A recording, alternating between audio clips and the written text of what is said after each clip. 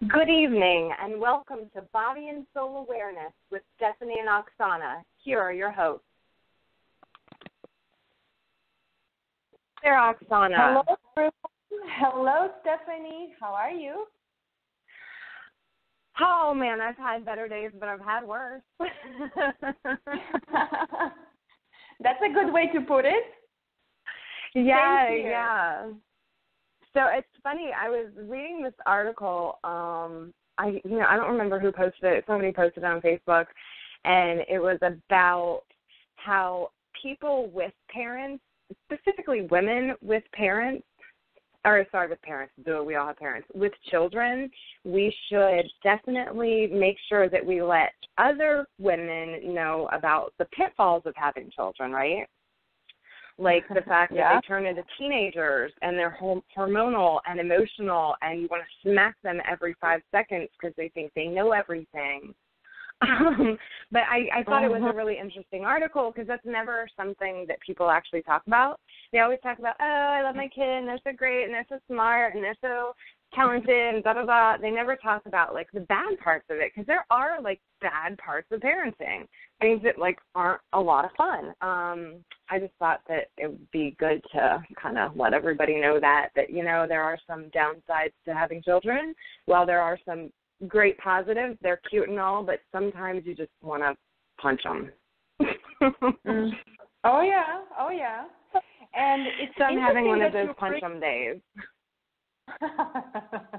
Well, the big one, not the little one. The little one's cool. I would suggest use a pillow instead of the child. Punch that pillow. Yeah, I don't punch them, but you want to punch them. And the problem is that you can't punch them because you'll get in trouble if you punch them. So you just have to internalize or figure out some way to not choke your child. Well, it's a good point you're bringing up. Yes, it's a good point. I just finished my class today, and there were a few women in class that have children. And, in the beginning of the class, we typically talk briefly, introduce ourselves, and we would say, what is the main kind of challenge today that is on your mind, whether it's physical, emotional, whichever, right? And a few of them said, I am actually here today because I need to learn how to step back when I want to punch somebody, like their children. Because, it's life. It takes time to get to a place where you don't punch anyone or even don't want to punch anyone. So exactly. We had a good discussion, and my classes actually do have a huge benefit on harmonizing you, allowing you to have that moment when you want to speak out something of not necessarily the positive or even physical steps, and you're able to have that space between, what came at you and what you want to get out of you toward the other. So that's a good question and a good topic you brought up. So, and it's funny because I have to go into my classes because I teach that, and there is a way how you bring all that energy that is in your head into your body, so you don't come out and just snap at somebody with words or action. Right. So, but I feel you. It's already complicated to maintain yourself, but to maintain your kids, yes. That's why I say, amen. Every woman who has kids needs to have a statue, liberty statue. Yes, and if you don't have kids, you don't have to have kids. It's okay. You can make a decision to not have kids. Think twice. Because sometimes I think I'd go back and change that decision, as cute as they are. Yeah, it's a big step. I agree with you, Stephanie. It's a big step, and when it comes to me, I may become a mother one day, but I certainly will not cry if I'm not, because I know it's not necessarily a breeze It's an evolution on its own. Exactly. Well, how was your week? There's always happy endings. Where are we, in Asia? I wish. My week was another one of those weeks when I almost put my hands around my head and said, what am I doing? But because I practice what I preach, I'm able to reflect back. I'm able to have that space. I'm able to reflect and know why I'm experiencing this right now.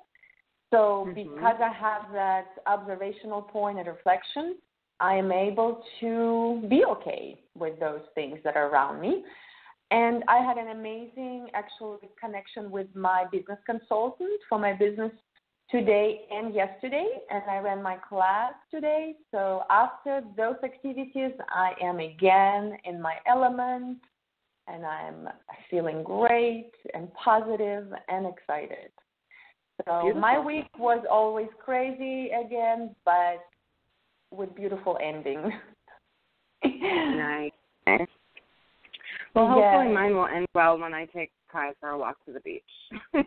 Here we go. Yes. After the show. Yes. I know. Anyway, so homework. Homework. I ended up doing my homework. I contacted my father that I haven't actually spoke to in about 3 months now, and that was good. That was a good thing for me. I'm not sure if it was good for him. I hope it was, but we have our interesting connection that we've been working on all of our lives. At least I have, and I treat it as it is. We are a family. We're connected, and I connected with him this time, and it was well served for me. Let's just put it that way. Good. So, Did you connect with anyone? Just to remind everybody, the homework last week was, in light of it almost being Halloween and a lot of celebrations of the dead, it was actually connecting to someone that's a relative that is alive, and really, really actually connecting with them, not just saying, hey, how are you, and not really caring what the answer is. So I kind of did my homework, not totally. So let me explain. I am really, really bad at talking to people that aren't in my direct line of vision, let me say. So, since I've been here in California and everybody's on the East Coast, it's been really hard for me to kind of be on that A, time zone, but B, mind frame, because I have so many other things that I'm trying to focus on and figure out. Didn't really connect a lot with any one person, but I did reach out to a lot of my family members that I wouldn't really normally reach out to in different circumstances. And I've been really bad at sending pictures of a baby and stuff like that to people, because I'm like, dude, if you have Facebook, you can see pictures. I don't need to send them to you individually. So I actually sent some pictures to some of my family members and just messages letting them know I was thinking about them and I love them, even though I'm terrible with actually connecting with them. So I kind of did it, but I kind of didn't, because I didn't call anybody, because I really hate talking on the phone, which is weird because that's what we do for the radio show.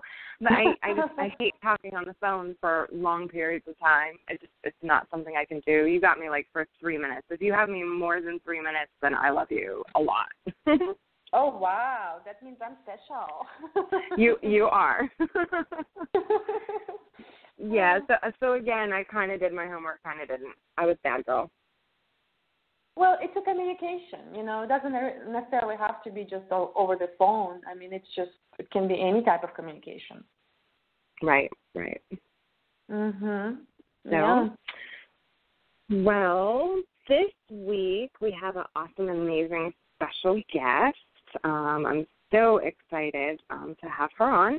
Her name is Beth Ann Kennedy, and she is a professional crystal healer, a psychic medium, and a teacher of the intuitive art.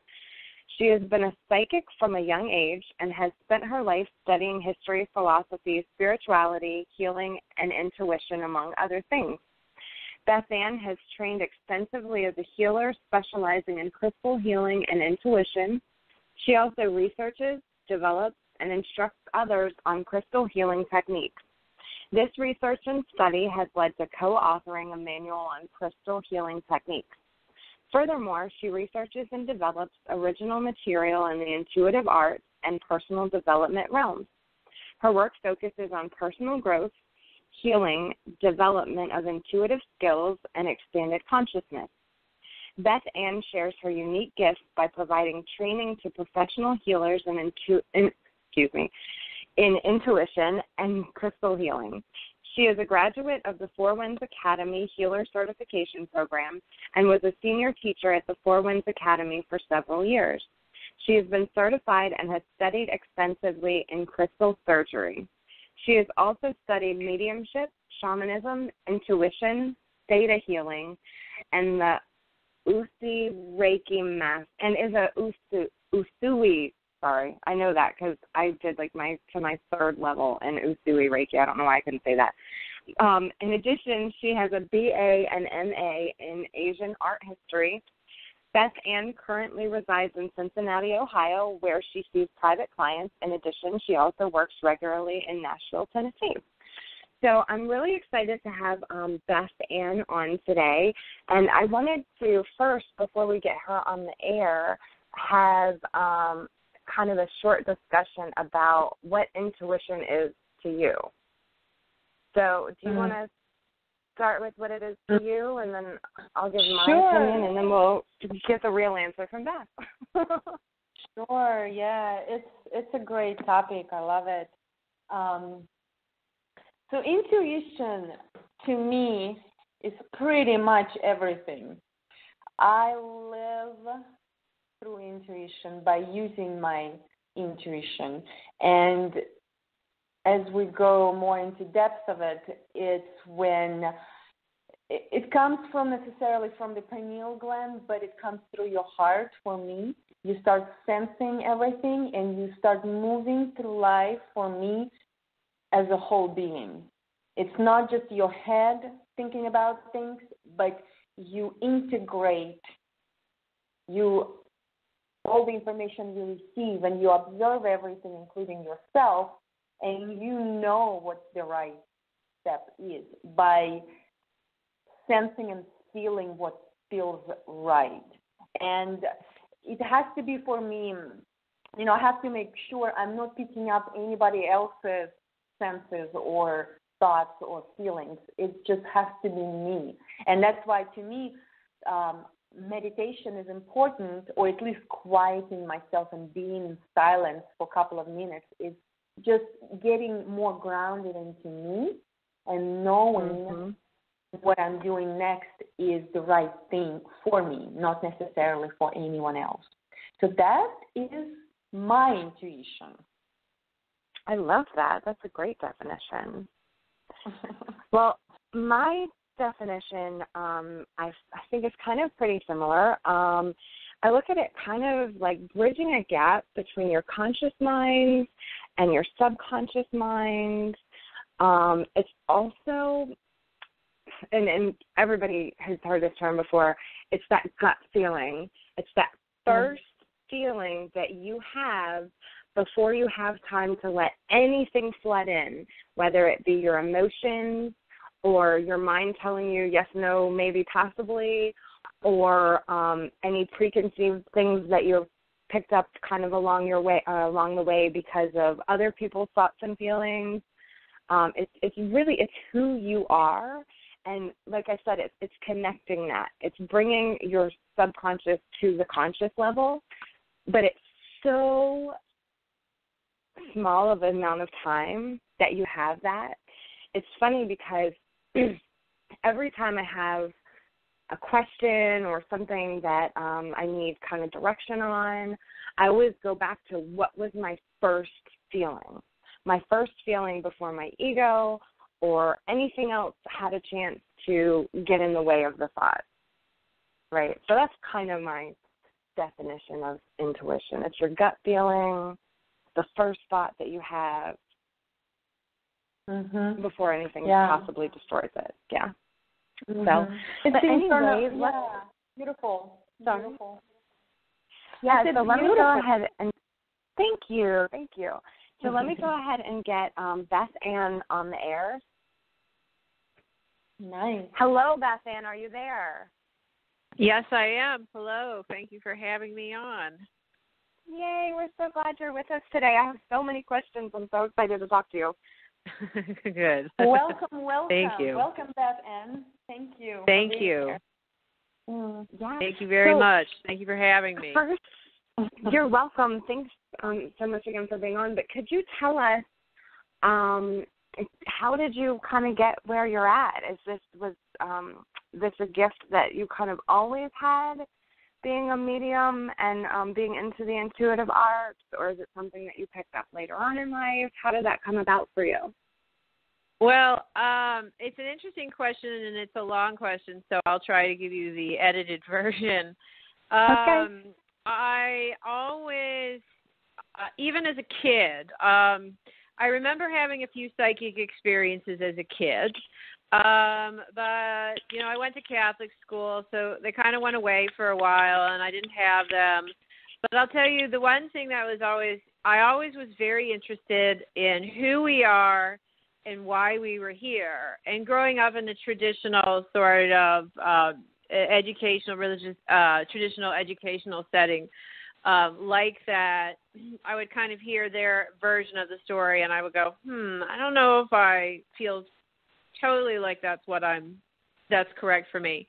So as I got older, a really interesting series of events happening. I went to college, and I just met a group of people, and they were sort of talking about, spirituality, and people were talking about past lives. And I had this really interesting experience. I found a copy of the Tibetan Book of the Dead in the back seat of my car, and nobody knew who it was. It just sort of appeared one day. And then I started, it was very interesting. I started studying, I took a class in the art and architecture of India, and I started studying it, and I started learning who all the gods and goddesses were, and when I would go home from class, I would close my eyes at night, and I would, see them. And I felt like they were, trying to give me messages. And they were, good messages. They were, information on what to do in situations. And I thought, well, am I losing my mind? I thought I was going crazy. And then I started to realize I wasn't going crazy. And I had a few experiences. A friend of mine got married. And the night before her wedding, I was closing my eyes, getting ready to go to bed, and I just saw all of her deceased family members. They came to me, and I had never met them. They had passed long ago, and they all gave me messages to tell the different family members, to tell them that they were going to be there at the wedding, and they were excited for the celebration, and I could see them in detail. And so I went the next day, and I told my friend and her mother about what I had seen, and I had seen her grandparents and great-grandparents, and I described them perfectly what they looked like, and they had never met them. And I gave them messages. And so that started to happen to me in my late 20s. And by the time I was 30 years old, I had a massive sort of life transformation, where I was getting more into, even though I was studying, going to school for Asian art history, I was having more and more psychic experiences. I took a class on tarot card reading for fun, and then I just realized that I had this ability that I could give people readings, and I could see who they are, why they're here. I could see loved ones who had crossed over around them. I could get information about this lifetime. I could see what happened to them when they were kids. I could see past lives. I could be I could see what their spirit guides look like. I could give them future information, predictory information. sort of this whole package about was happening for them. And I started working with crystals around that time too, and they were making me feel so good, and my life was changing. So basically about 10 years ago, I started getting this message to quit my job and to meditate for 2 to 3 months and don't do anything else. And I had some money saved up, and I decided to listen to it. And everyone thought I was nuts. Like, they were like, why are you just laying around? But I did it. And I literally went down and I meditated for about 2.5 months. And when I got up from that experience, I was like a different person. And I started working, and I started just working as I started out just doing readings, and then it developed into healing work pretty rapidly. And I've never looked back. And so I've been working professionally at it for 10 years, and I've never had any other type of work. It's all I do. So that's how that happened. Wow, that's a beautiful story. I always love getting people's stories and how people came to where they're at. I could be extreme. I could go off and do a lot of tangents with it, but I won't. No, that's what we're here for. So, okay. So one question that I have for you, because we don't have that much longer before the first commercial, is being a psychic medium. I know that there are a lot of people out there that claim to be psychic mediums. When people come to you, do they ever ask you, like, are you real? How do you know you're real as opposed to other people? You know what I mean? Absolutely. You know what I do is, people are skeptical all the time, and that's fine. They want to know if I'm real or if I'm making it up. This is what I compare it to. I compare it to anything else, but sports is a great analogy. There are some people who are able to be professionals and are really good, and then there's some people that like to just do it as a hobby. And, so I train a lot. I've taken a lot of classes. I've read a lot of books. I live a particular lifestyle that's conducive. I'm very holistic. I've gotten very quiet. I'm very mindful. I spend a lot of time in nature. I meditate. I write. I take toxic situations, environments, and relationships out of my life. So I live in a particular lifestyle to make sure that I give good quality for what I do. And some people are incredibly psychically gifted, but, maybe they live in one way, or they don't understand this, or they're still learning that. So, people are skeptical. People have a lot of questions they don't understand. A lot of people are struggling with what they believe in. So if someone really doesn't believe in what I do, and they try to get a reading from me, but sometimes people put up their own walls.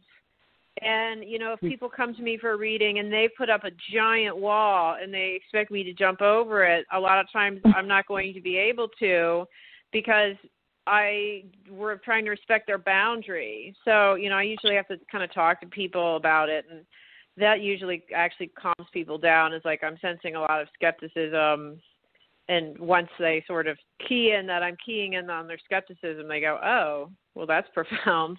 And it helps. Right. It makes them feel more comfortable. Talk about how I love that you said that, though, because being open to things is so important when it comes to them actually working for you personally. Yeah. It's very important to be open. And, sometimes, you may give 1,000 readings, and then there's just one you don't click with. Sometimes it happens. For the most part, when you do it, you can give as many readings as you want, and that you can do a good job. But sometimes, every once in a while, someone will come to you, and it's just you really struggle with them, and so you have to take that in consideration with no ego. Right. Oh yeah. So there may just be the one that it doesn't work for. Yeah. Yeah, definitely. Setting aside the ego is so important.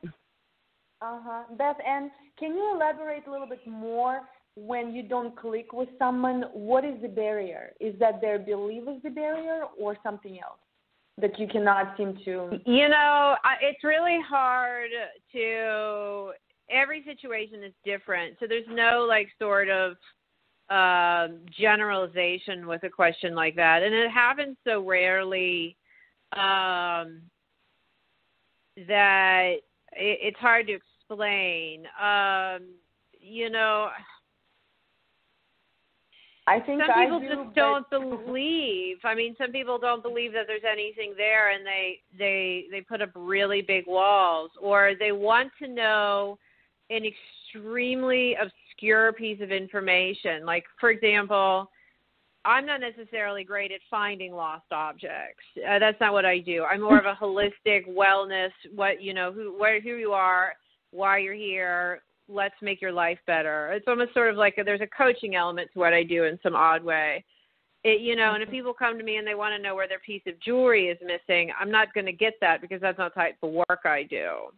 So, if people come with these sort of odd, really obscure expectations, like, can you tell me where my lost ring is? They may be disappointed, or if people are too intrusive into somebody else's life and they want me to read a particular person because, and it's not totally appropriate, then sometimes I don't get that type of information.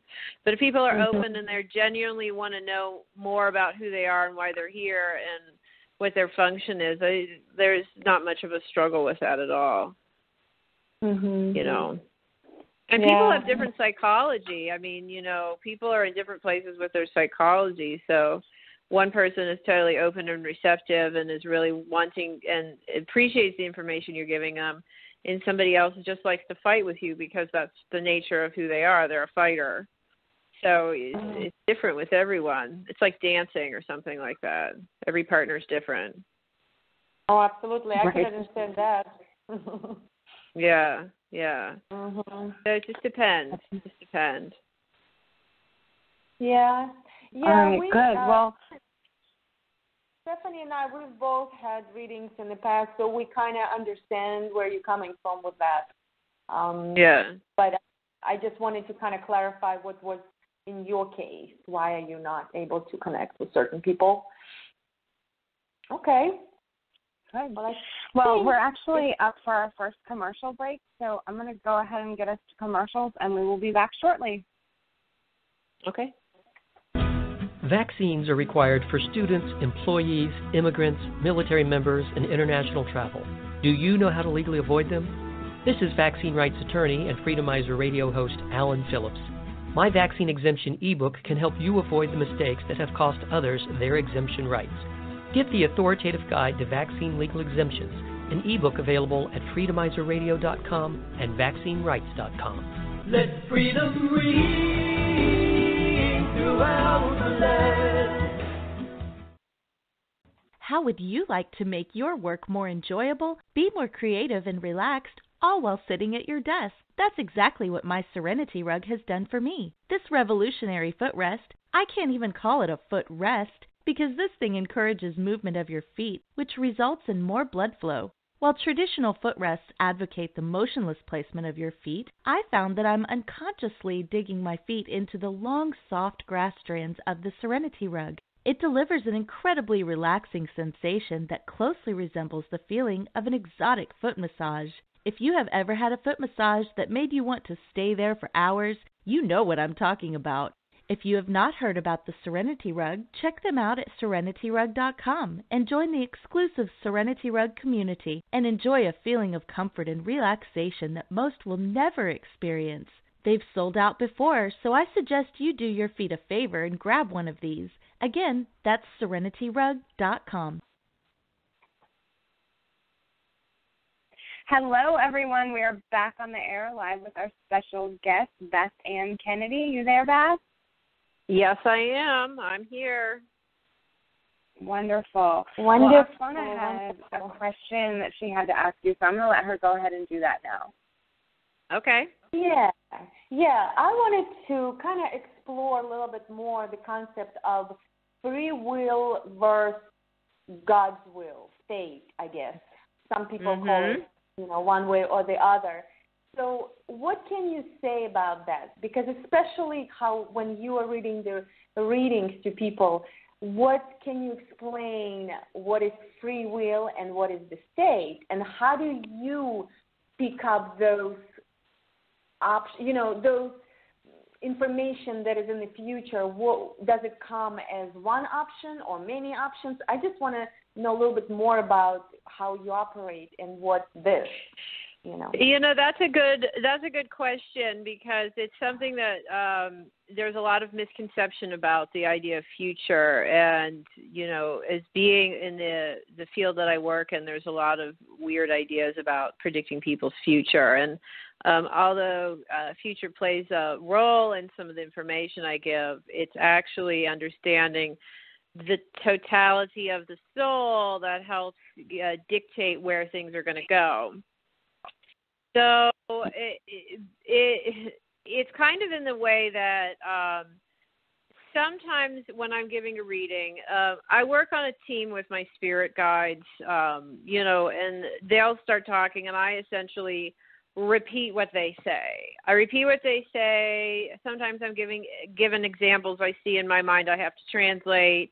Sometimes it's like I pick up a thread and the information just starts coming through me and I just give the information.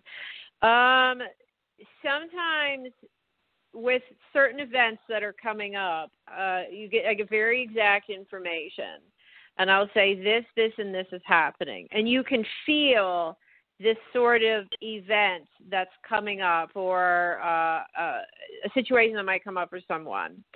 And free will, it's not, future has been set into motion long before the moment that it happened. I am a person that is fully, I really understand this karmic cycle that we're sort of in here. And I understand it on like a gross level and on a finite level. And I see it working. I see things have been going on for people for lifetimes and lifetimes and lifetimes, and they're moving towards something. And so there's karmic cycles involved in what's happening. There's also sort of the idea of we're constantly manifesting our own reality. So whatever you believe, you're manifesting. And it's such a harsh thing to say, because the unconscious is like the ocean.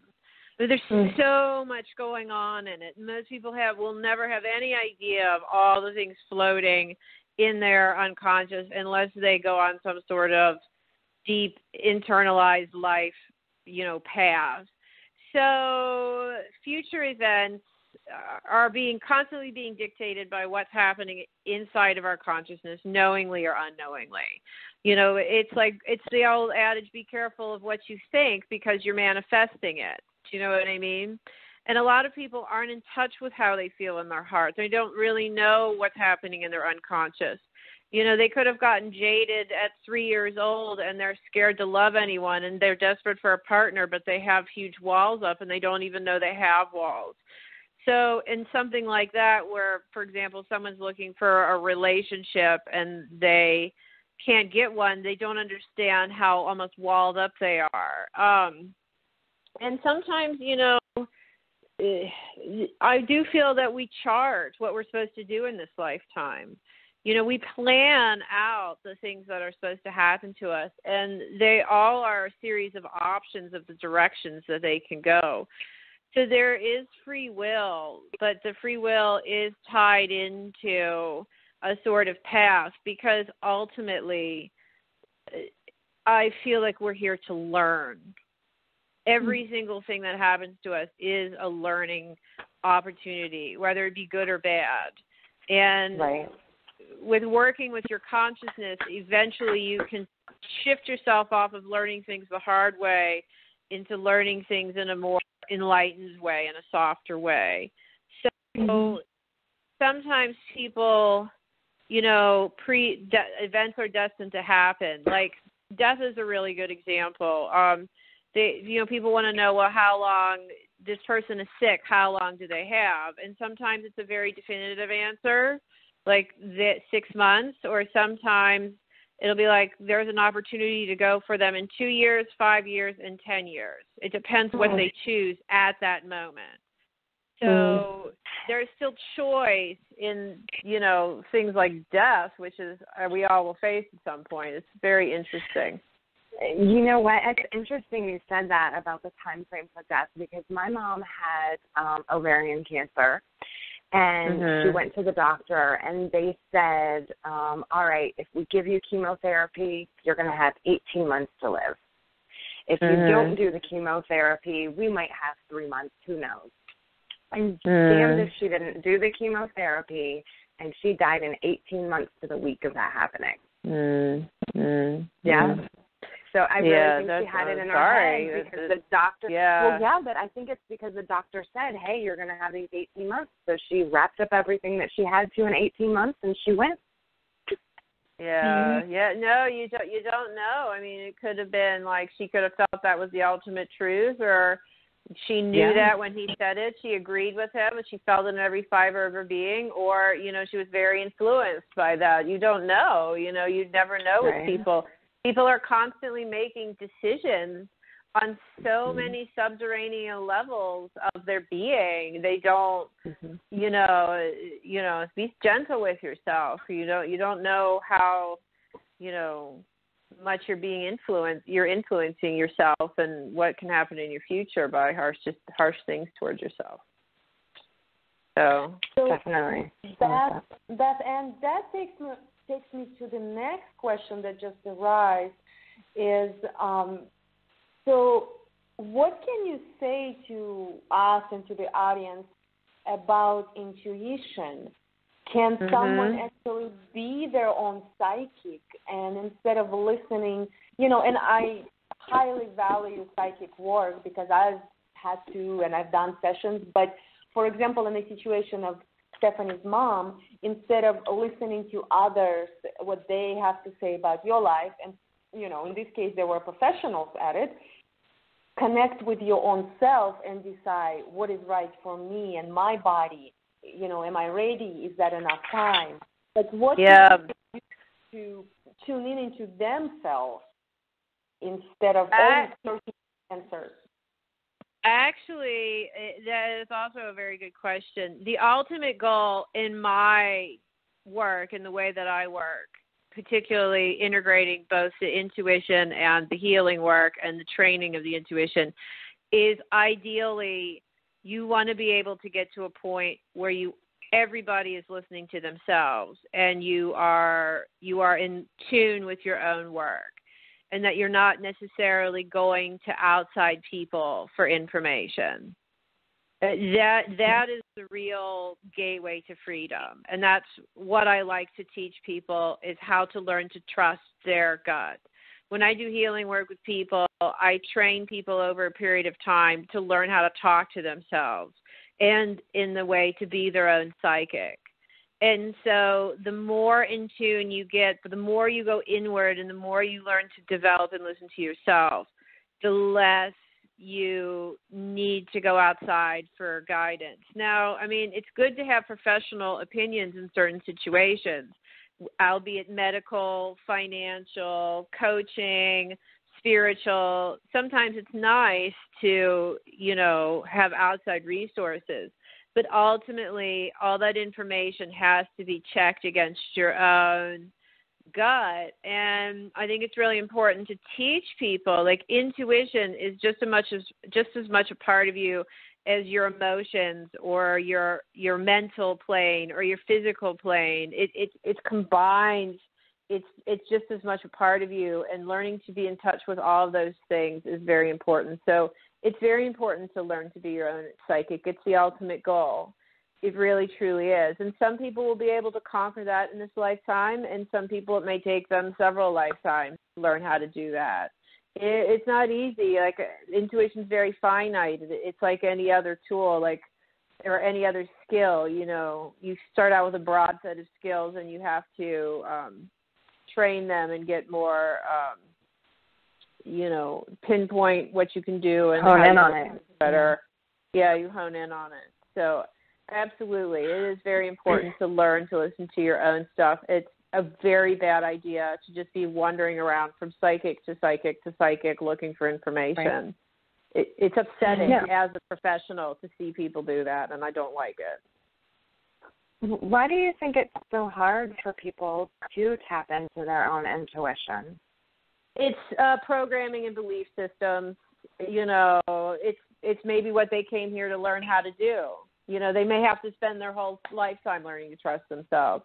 You know, it's important sometimes to not just look at the day-to-day, but what are our life lessons? And, you know, we just don't know it. It's very odd. We don't necessarily – traditionally, our society has not been one to value your own inner guidance. I mean, intuition is like a divine spark that sits inside of you. And, you know, especially if you've grown up in traditional religions, it's like you're not taught to listen to that divine spark. Somebody else gives you the information about your soul. Right. You know, you listen to an institution, or I can't tell you how many people, when we do exercises or meditations to go back in and connect with their intuition, you know, something happened to them at 7 years old and it got turned off and they never listened to it again. Sometimes it's, you know, a lot of early life. It could be real trauma, like intense trauma, or it could just be like kids on the playground fighting and someone said something mean to you and you felt like a weirdo, so you never listened to your intuition again. Like, it could just be your parents are fighting or they divorced and you felt sad and you felt like no one loved you, and so you turned your intuition off. It's usually things like that people struggle with listening to themselves. But it can be brought back just with work and time.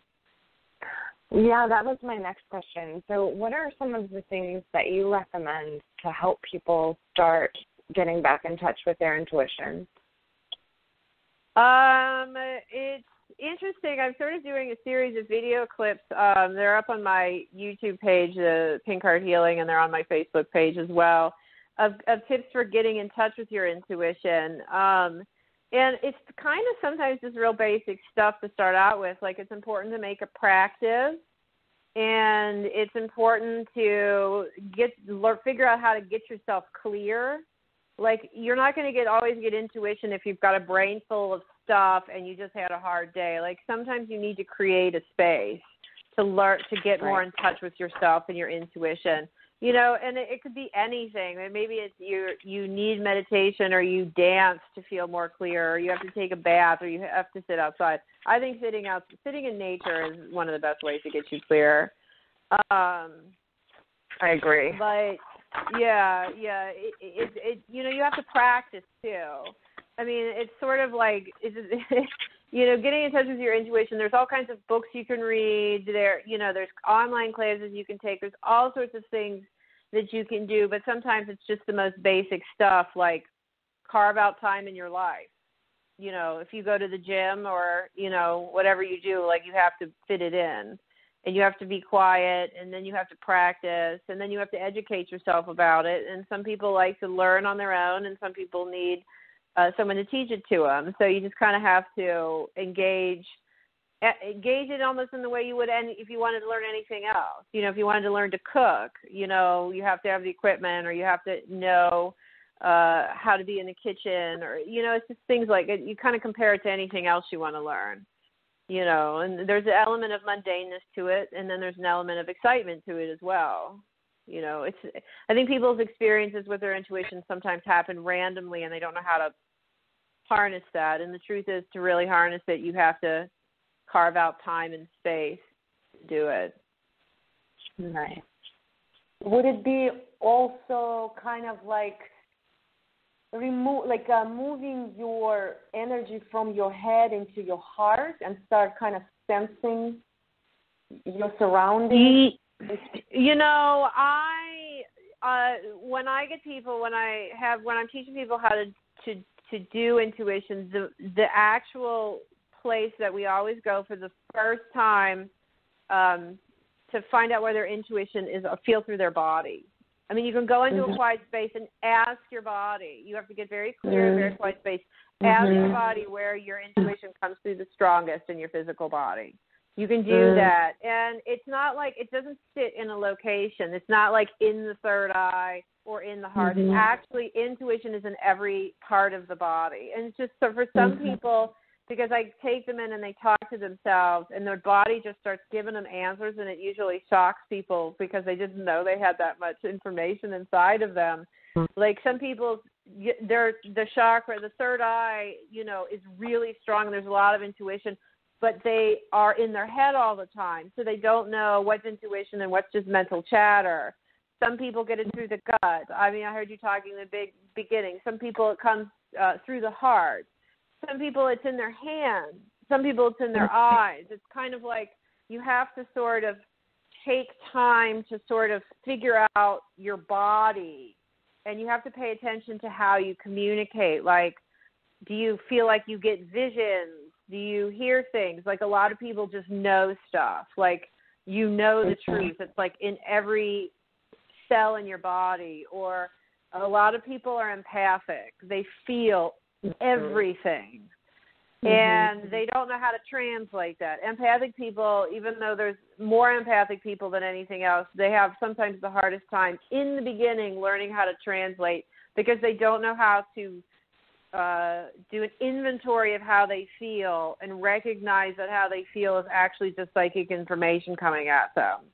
So it's more about understanding what psychic senses are yours, and then where you get and receive information in your body, and then working from there. That's the best way, is to find your natural way and work from there. You don't want to try to fit it too much into a box because it's not going to work for you. You'll, you know, if you're a person that always feels like you're not successful at anything, that's absolutely the worst thing you can do. You want to come from success by sort of monitoring yourself, figuring out your talents, and then working as those as your base. You can add in other skills later, but start with what is natural to you. That's very good. Thank you so much. That actually takes me to one example of my life is when I start thinking of something and my body is giving me a message in my leg, actually, my lower leg. Right. And typically it's those areas that are kind of negative in my life that I'm not enjoying. So when I think of those, I start sensing, like, it's not a pain, but it's some sort of, like, feeling of, like, annoyingness and pain in my leg, my lower leg. Yeah. So it's very interesting, and I agree, like, you can sense it anywhere in your body, and that's kind of where my pain is, of a negative kind of spots of my life that I am working toward. Right. Right. It's your own special language, and only you can learn to translate the language. You know, you can have other people give you clues and send you in directions, but you have to find what your language is and then speak it, and, you know, learn to and not be afraid to learn to transmit it for yourself. You know, it's important that you work with what you have. That's how you find real success with it. So, yeah, if you feel it in your leg, that's great. You're right on. Yeah. Wow. So there's different forms of mediumship, right? Like, some people have dreams, some people see things, some people I don't know exactly how to say it, but some people write. Automatic writing. Automatic writing. Yeah. So it's not necessarily that everyone has all of these gifts. They just have to find what works best for them, right? Yeah. When you're just starting out, you want to find your gift that comes naturally to you. It's psychic abilities are a skill set that you develop. So once you get a basis of what you're good at, you can add things into your repertoire. Like, you can grow it. You don't have to just stay the same for your whole life. You wouldn't want to. It might get boring. So, if you're a person that you start out having psychic dreams, it's like you pay attention to those. Work with them. Have fun with them. Ask questions before you go to bed and see what the answer is. Keep a journal. Write things down. Track to see, like, make notes. Like, see what comes up in your dreams. Like, really get into it. Set goals. Right. Read books on astral travel, because that's, something you do when you're dreaming, or how to do that. and then once you get the hang of that, ask in your dream which way you should go next. And, your intuition, it's like a puzzle. It sort of falls into place for you. It should be a pleasurable journey of discovering your intuition. It's a journey of self-discovery. And, so it's like you kind of let the path unfold for you. So, if you're really into automatic writing and you really enjoy it, you can develop it and do all kinds of different stuff with it. And then, you can take it, and this is for personal use. If you're studying to be some sort of psychic or you want to be a reader or something like that, then you have to take on many different skill sets. The more skill sets you have, the sort of more fluid you can give in a reading. At least that's my belief. So some people might not work that way, but that's how I work from, is trying to develop as many skill sets as I can. And, right. The first thing I studied was tarot cards. And, I give a decent tarot reading, but I'm better at just tuning into someone and letting the information come out of me. But it's interesting. I'll cycle back and give tarot readings from time to time. And sometimes I'll see tarot cards in my head while I'm reading for someone, and I go, oh, it's this situation. This is what's happening for you. Not all the time, but sometimes I'll just see a blatant tarot card in my head. I go, oh, it's like a good gauge. So, you kind of got to find a skill set that works for you and roll with it.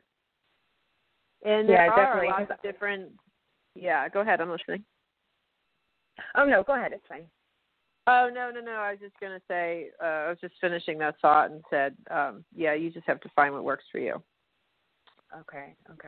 Yeah, I like that you said that, because I remember in kind of like the beginning of my journey when I used to go to retreats and do meditations, and everybody would come back with these like beautiful flowery scenes and pictures of what they had seen and what had happened, and all I was getting was like, I would see a color and I see like maybe a butterfly fly or something like that, but it was never a full story. So I was like, what am I doing wrong?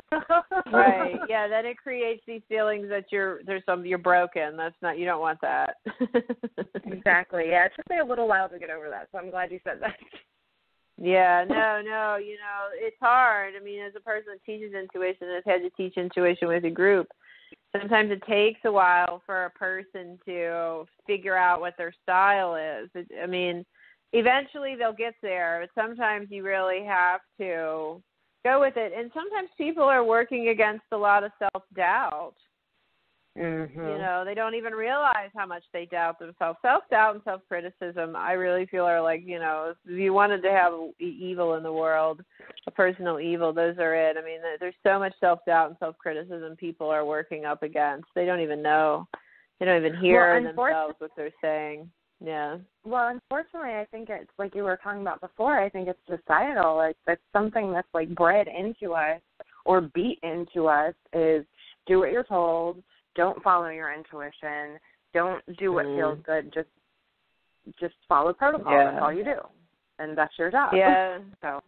Well, to some degree, it depends. It depends on the situation, but some people have it worse than others, and some people are born with it. Like some people, it's like that's been going on in their soul for long periods of time, and they're working it out over centuries. Oh wow! And then some people have figured it. Once you figure it out, they moved on and they don't have that problem. It's interesting too.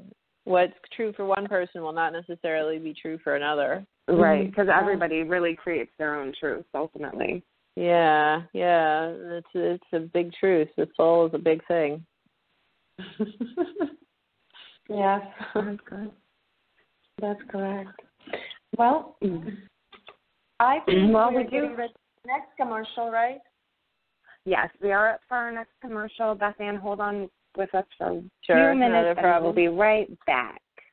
All right, thank you. From the people that brought you the roller coaster making game and who brought you the FEMA coloring books, it's the FEMA Camp Tycoon. That sounds cool! Here you will have over 800 concentration camps to choose from. Wow! You want Vegas, 29 Palms, Jacksonville? Start with Beech Grove, Indiana, and it's all yours. You'll learn how to get people on the red, the blue, and the yellow list. I want to be red.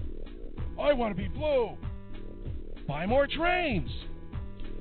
Get H.R. 645 passed, but don't pay the Senate too much money. You'll need to buy gas chambers with that. Collect barcode readers, sell souvenirs, and hit the high score on collecting millions of American people, I mean, right-wing extremists. Anyway, coming soon, FEMA Camp Tycoon. Are you one of the tens of people who are tired of seeing chemtrails? Fed up with the government geoengineering you every other day? Take a dose of La Mecha Wong Chemtrail Remover Daily, and you'll never worry about weather modification again. With great ingredients and quality vitamins from Mexico and China, like fluoride, barium, high fructose corn syrup, and colloidal mercury, your brain will be a virtual Etch-a-Sketch lickety-split. La Mecha Wong Chemtrail Remover. Wow, I don't even remember the tagline for this, so it must be great.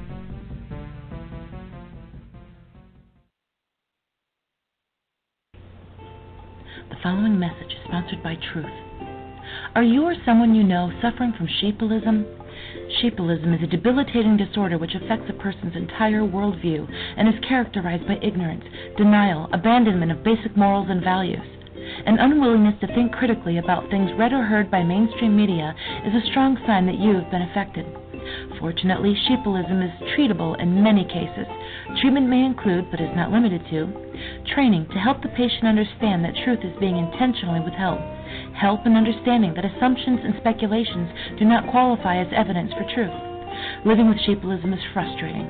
Thankfully, there's hope for those suffering this debilitating condition. If you or someone you know is dealing with sheepilism, please contact your local Truth Movement for treatment. They're standing by to help you now, and remember, you're not alone. Side effects of treatment may or may not include shortness of breath, migraines, anaphylactic shock, and in worst scenario, heart attack. See your support specialist for details. All right, everyone, we are back on the air with our very special guest, Beth Ann Kennedy. Are you there, Beth? Yes, I'm here. Wonderful. Well, one thing that we hadn't touched on yet that I wanted to talk a little bit about is crystal healing.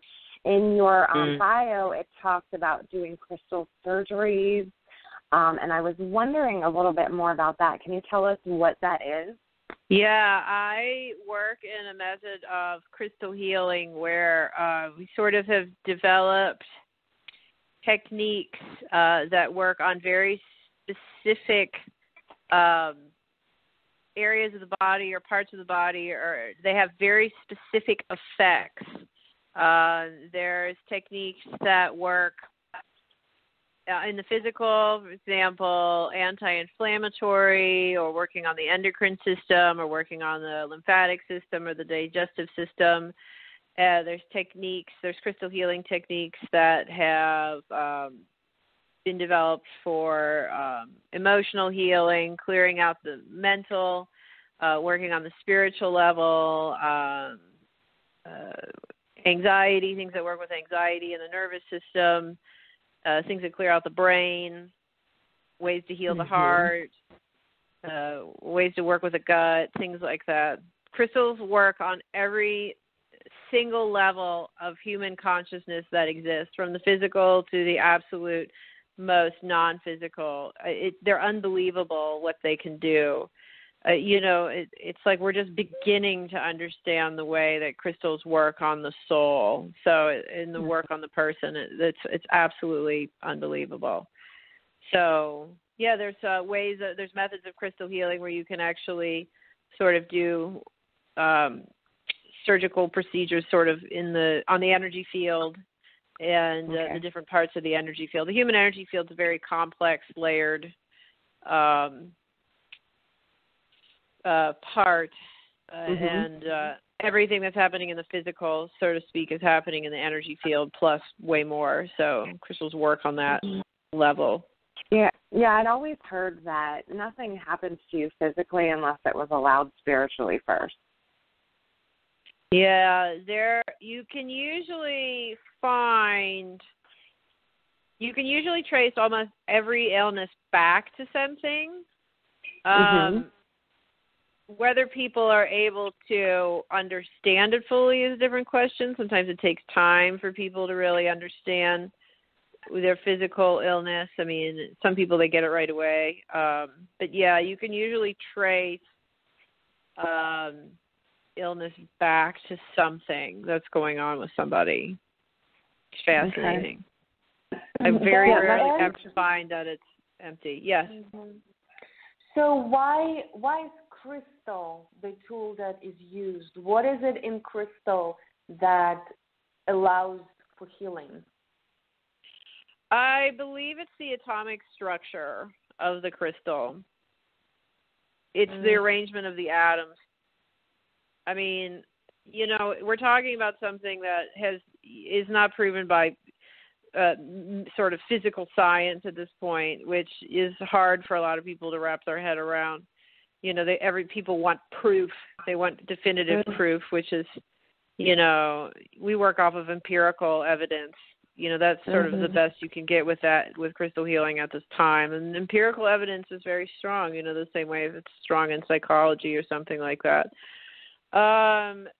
Yeah, I believe it's the atomic structure and which give the crystal its shape. It gives everything. The atomic structure is everything to a crystal. It gives it a shape, its properties, you know, both physical and metaphysical, so to speak. So it's almost like the introduction of the atoms in a particular way into your system, which is made up of atoms as well.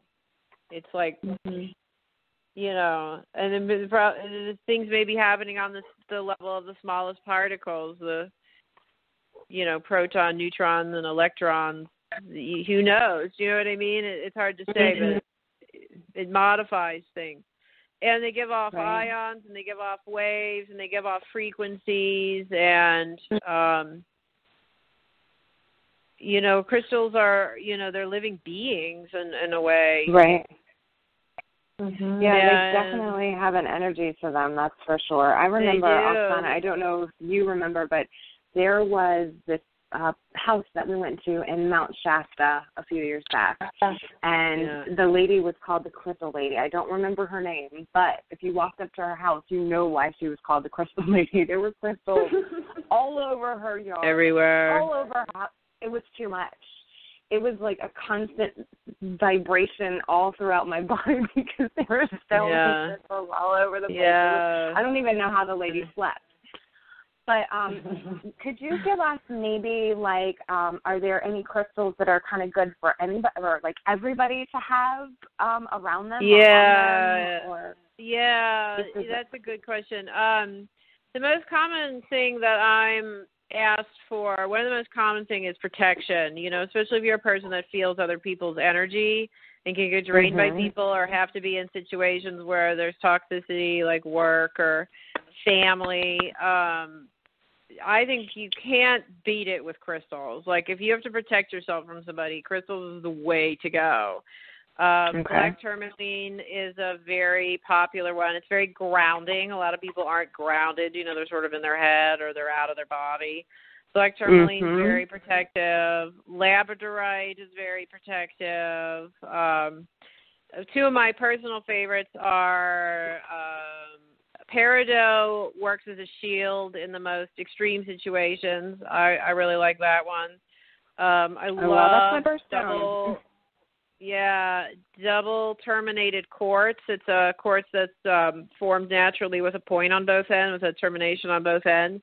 Those are really fantastic. They work as, you know, people cord into each other. You've heard the terminology. You have to cut your cords. People literally in the energy field grow connections between each other that are open like tubes, that energy is being passed and forth between people. We're doing it all the time. Double terminated quartz helps to sort of plug those holes. It's a really good one. I really like that one. You know, there's other good ones. Lepidolite is really good for people who have their brains never turn off. They have, you know, they really have chatty thoughts. Lepidolite is really good for that. let's see, orange calcite is the stone of emotional healing. I've sort of seen, I put a sphere of it by my bed to sleep with. It's very healing emotionally. Rose quartz is like the first stone everybody has almost. It's the stone of unconditional love. You know, we're all learning to be more of in a state of love. I mean, I think the state of enlightenment or nirvana kind of happens in a love state where you combine wisdom and compassion. So rose quartz promotes change. So if you're needing to grow, you're needing to change, and you're needing to shed an old skin, which we all are always needing to do, rose quartz is a great one for that. Amethyst. Everybody loves amethyst. It's protective. Oh, yeah. It's beautiful. It's purple. It helps with the intuition. Sort of opens up the consciousness. It's a spiritual stone. It helps with addictions. You know, those are some basic ones. Really, really basic. Yeah. Anything for hormone stabilization? Say that again? Anything for hormone stabilization? What's the problem? Where hormones in what way? Like, is the whole endocrine system off, or are you just looking for like female hormones? Probably female, because I've been asked that today during my class, and I think every woman, you know, has kind of that right. They have problems with that. You know, carnelian works really well for that. Carnelian is a hormone stabilizer. Rose quartz also will help with that as well. What about polycystic ovarian syndrome? Because I know a lot of my clients are suffering with that, and that's a big one that a lot of people are suffering with. You know, it depends on the case. That's really hard. Okay. I kind of have to take a look and see. But I think you can't really go wrong. Those are all second chakra issues. And, you know, so you want stones that are really geared for the second chakra. And if you go with the sort of the traditional color system, orange is always like the stone for that. So you're looking at stones like carnelian or orange calcite. Things along that nature. And the other thing is that you also want to work with the feminine energy. And pink stones tend to bring in the divine feminine. Pink tourmaline, rose quartz, rhodochrosite, things along that nature. So sort of the pink and orange theme together is, you know, that's what you're working with. Because, you know, if that's sort of happening in the area, the second chakra is just a very challenging area for many people. It's sort of the chakra we incarnate through, and it's the chakra of the emotions, and, you know, how many of us have mastered our emotions? Like maybe one person on the planet. So, you know, do what you will with that. Yeah, it's hard. It depends on the person. Sometimes I have to really get in and look. It's hard for, like, you know, things like that. But definitely orange stones. Orange stones, and then stones that bring in the divine feminine. Yeah. All right. Thank you. You're welcome.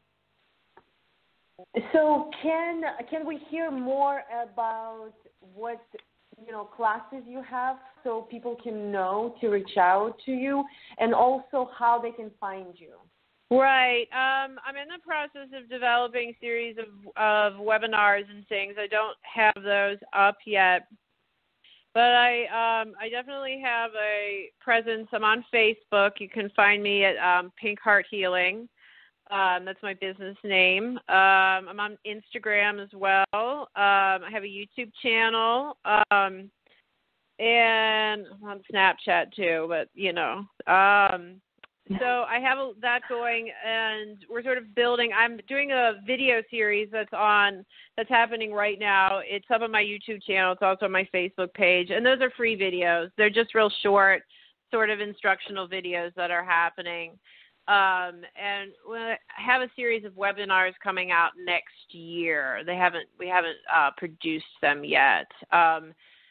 And, you know, I do private phone sessions, too, if people are interested. If they want to consult, you know, they can do 15 minutes or half an hour as well. So there's things in the works. There's things like that in the works. Yeah. But okay. no, definitely, I do a lot on social media. That's a great way to connect with me. Good. So it's not something where you have to be in person. You can pick up on the energies because energy is everywhere. It's all connected, right? No, I don't have to be in person. No, I'm actually working on doing a series of classes, sheet training people via webinars and things like that. And I give readings over the phone. Right.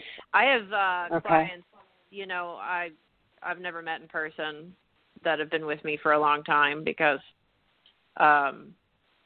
you know, it's just there. The information's just there. I can just see it. It just shows up. Right. That's very interesting. Good.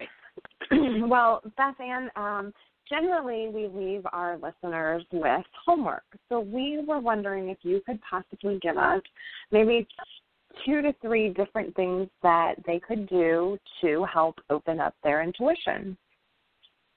That is a great idea. Let me think about it. I can do that. Not a problem. Okay. We'll put you on the spot, huh? Yeah, you did, but it's not. It's a good thing I'm psychic because I can come up with things pretty quickly. So the first thing is formulate a question that you want to know the answer to, and ask that you get it in a dream. And if you don't have an answer, a question you have an answer to, the other option you can do is ask to see a loved one who has crossed over in a dream to get a visit from them. So you can either ask a question that you want an answer to, like, I don't know, should I get a new job, or how can I lose weight, or how can I be happier, where's my lost ring, or ask to get a visit from a loved one who has crossed over. And give yourself a week to get the answer. Okay. If you don't get it the first night, don't give up on it. Keep going. Okay. All right. So all they have to do is have that intent when they go to bed every night? Yeah, say the intent, and if they want to write it down to make it very clear, they can do that. Mm-hmm. And make sure it's very positive. You want to always keep your questions very positive. Don't go too negative with them. Okay. All right. Good. Well, Beth Ann, thank you so much. We had You're welcome. Awesome time having you on the air tonight. I said we. Oxana will have to say if she did or not, but I know I did. Thank you. Of course I did. I learned some new stuff too. Good. Yeah. That's very important. Thank you. Thank you for having me on. I really appreciate it. Yes. Yeah, and for everyone listening, all of Beth Ann's information is on our Facebook page, Body and Soul Awareness Radio. Mm-hmm. Okay. All right, Okay. Beth Ann. Well, you have a lovely evening, and hopefully we can maybe get you too? back on the air next year. I would love to. Let me know. That would be great. Thank you very much. You're very welcome. Thank you. Have a lovely Sunday. Yes, you too. Thank you both. Thank All right. you so much. Okay, that was amazing. I always love it when we have good guests, and we get so blessed and so lucky because we always have amazing guests. Yeah, we've had a good run for sure. At least we've contributed from it, and I hope our listeners as well, because there's so much information and knowledge that is being brought by all of our guests that, I'm grateful. Every time we meet with someone, it's something else, something new, something more deeper, with a different twist. So I hope people take advantage of it. Well, definitely, and especially doing your homework, too. I'm really excited about this homework. I almost want to, go to sleep now so I can ask my questions. You're like, I'm going to ask many questions. Why do I know, right? I'm like, does that count if I take a nap? Can I take a nap and then go to sleep tonight and ask again? Well, I'm sure you can. I'm sure, as long as it works. Hey, As long as you get up, it's clear. Yeah, good luck with that nap, though. Kai's already taken his nap for the afternoon, so as soon as I get off the show, I got to go do mommy duties. Yes, the life continues, right? So Yeah, I'm very, the reason I asked those questions about the hormones and stones, because it was brought up in my class today, and I typically use essential oils for such things, and it works for me to a certain level, of course, especially if you use it on a daily basis. But I've worked with stones before, and I used to be a stone junkie, as you are. Oh. And I know, and I still have them. I just don't necessarily work with them as much. But I incorporated stones in my class. I don't know if I told you, but I started out a class by allowing every guest, every attendee, to reach into the pocket and choose the stone that comes to them, sit in a circle, and discuss, what is the major problem right now on their mind this day, right now. And then at the end of the class, we pick up the same stone and we address the same matter. And, 9 out of 10, of course, that answer changes. Because the class passed, then they're holding the stone and connecting with it on a neutral level, when the energy is neutral and positive and relaxed and grounded. And typically the answers are different. They already don't feel that way, or the problem doesn't seem such a problem anymore. Nice. So, yeah, stones are amazing, and now I can tell them more of what I've received today, what stones are actually contributing to heal the hormonal dysfunction. Yeah. I had so many stones, and I spent so many thousands of dollars on stones. Now, A, because of the benefit of the stones, but B, I just like sparkly things. But when I moved and I kind of cleared out of a 5-bedroom house, mind you, I got rid of a lot of stones. And what I did is I gifted them to a lot of people. I felt like it was time to part with them. Some of them I left in the space. So outside I put them like around the bushes or kind of off in the woods where nobody would move them. I just kind of felt like they needed to stay there. And then some of them I brought with me. So I have like a handful of stones where I used to have like a room full of stones. I was actually almost turning into the crystal lady. It's funny when you asked me if I remember that. And all that I was thinking in my head, how could I not? I know. Like, who has that many crystals? I was vibrating when I was. Yeah. I probably spent about $800 on that visit. Oh, yes. I mean, it was quite, we've had a ceremony there. It was amazing, but the amount of stones that was in that house could have elevated.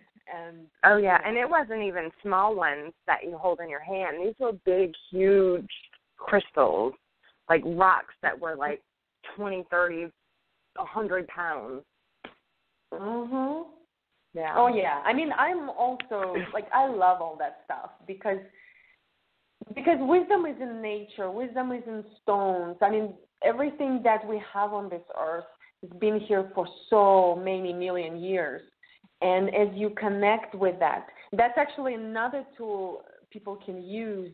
As you connect with the stone, you start neutralizing your energy and your intuition becomes more clear and you connect with that a little bit better, thinner. So at least it works for me. At least, stones are definitely a tool for me to use when I want to ground myself and receive answers as well and neutralize it.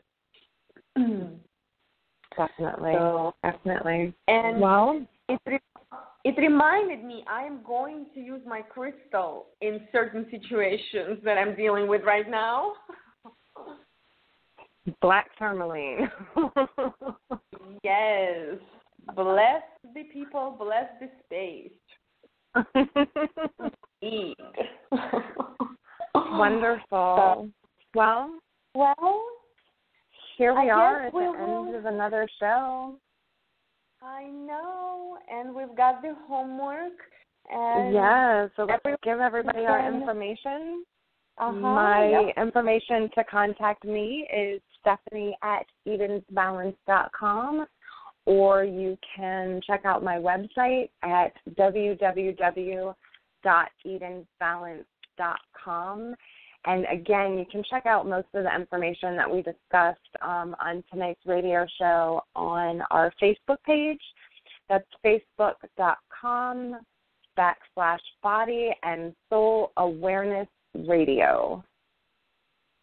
All right. And you can connect me either via website, oxanaganchar.com, oxanaganchar.com. You can email me as well at mindbodyandsoul, it's all one word in letters, at oxanaganchar.com. Or you can actually reach me via phone number. I decided to start giving that out. And my business work number is 202-930-2530. If it's easier for people, they can just call me and connect with me, since I'm running classes already. And if you have any questions about that, please reach out. And all of my classes will be online very soon. I'm working on videos and information, so stay tuned. And Wonderful. Stephanie, you already gave information about our Facebook page, right? So we're good there. Yes, Body and Soul Awareness Radio. All right. Well, I am ready to continue with my Sunday evening. Yeah, me and Kai are going to go take a walk to the beach.